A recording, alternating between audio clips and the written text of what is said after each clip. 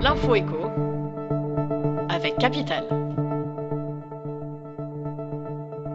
L'info pratique Capital concerne les cadres au chômage. La dégressivité de leurs allocations va de nouveau s'appliquer à compter du 1er juillet 2021. Cette mesure concerne les personnes de moins de 57 ans percevant un salaire supérieur à 4 500 € bruts par mois. Elle avait commencé à s'appliquer le 1er novembre 2019 avant d'être suspendue en raison de la crise l'an dernier.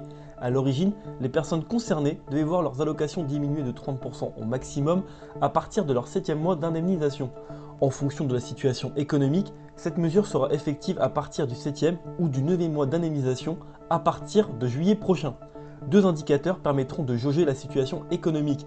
Il s'agit de l'évolution du nombre de demandeurs d'emploi inscrits à Pôle emploi en catégorie A et du niveau des embauches. Retrouvez plus d'informations à ce sujet sur capital.fr.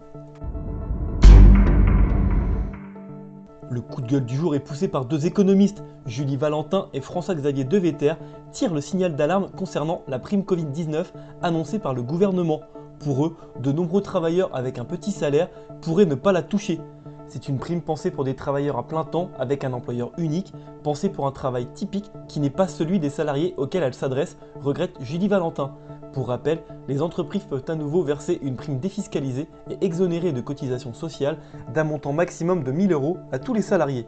Cette prime est notamment destinée aux salariés de deuxième ligne au bas salaire, dont la présence sur le terrain est obligatoire en cette période de Covid-19.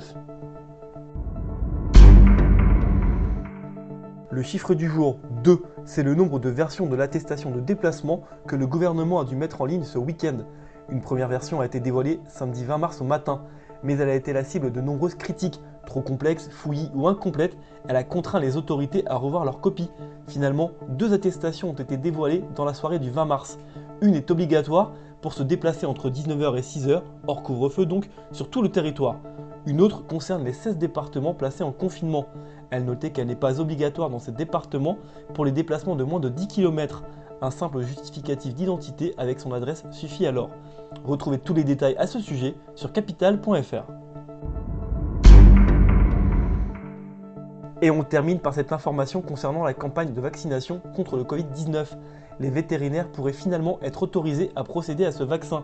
Selon le JDD, un décret en ce sens pourrait être pris dans les jours à venir. Les vétérinaires pourront vacciner dans des centres de vaccination et non dans leur cabinet, sous l'autorité d'un médecin. Cette information pourrait satisfaire plusieurs politiques ou professionnels de santé qui appelaient à s'appuyer sur les vétérinaires pour vacciner, comme c'est déjà le cas aux États-Unis ou au Canada. C'était l'info écho avec Capital.